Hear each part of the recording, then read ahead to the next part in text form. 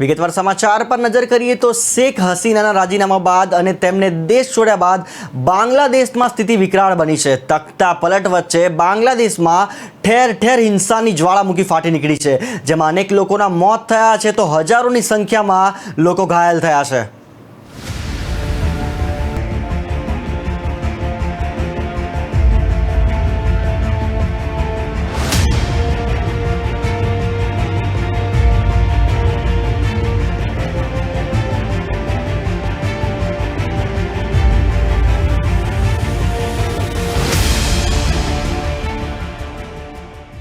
શેખ હસીનાના દેશ છોડ્યા બાદ બાંગ્લાદેશમાં હિંસાની આગ ફાટી નીકળી છે।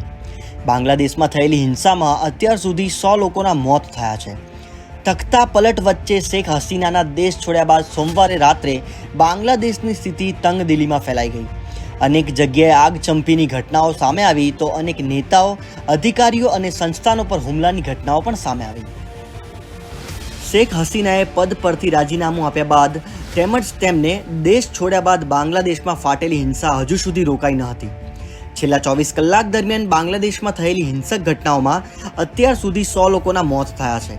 સ્થાનિક મીડિયાના રિપોર્ટ અનુસાર શેખ હસીનાના દેશ છોડ્યા બાદ ઢાકામાં સોમવાર રાતથી માહોલ ખરાબ થયો છે, જેમાં અનેક જગ્યાએ તોડફોડ અને આગ લાગવાની ઘટનાઓ સામે આવી છે। બાંગ્લાદેશમાં પ્રદર્શનકારીઓ પ્રધાનમંત્રી આવાસમાં ઘૂસી ગયા હતા તો ઢાકામાં શેખ હસીનાની પાર્ટી આવામી લીગના મંત્રીઓને ત્યાં પ્રદર્શનકારીઓ તોડફોડ કરી હતી। હિંસક પ્રદર્શન દરમિયાન પ્રદર્શનકારીઓએ અનેક સરકારી કચેરીમાં તોડફોડ કરી આગ લગાવી દીધી હતી।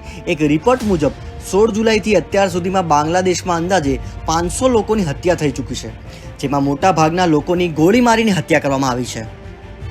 બાંગ્લાદેશમાં થયેલા હિંસક પ્રદર્શનોમાં હજારોની સંખ્યામાં લોકો ઘાયલ થયા છે તો પ્રદર્શનકારીઓએ બાંગ્લાદેશમાં હિન્દુ મંદિરોને પણ ટાર્ગેટ બનાવ્યા છે। બાંગ્લાદેશમાં આવેલા હિન્દુ મંદિરોમાં પ્રદર્શનકારીઓએ તોડફોડ કરીને નુકસાન પહોંચાડ્યું છે। બ્યુરો રિપોર્ટ, પાટનગર નેટવર્ક ન્યૂઝ, ગાંધીનગર।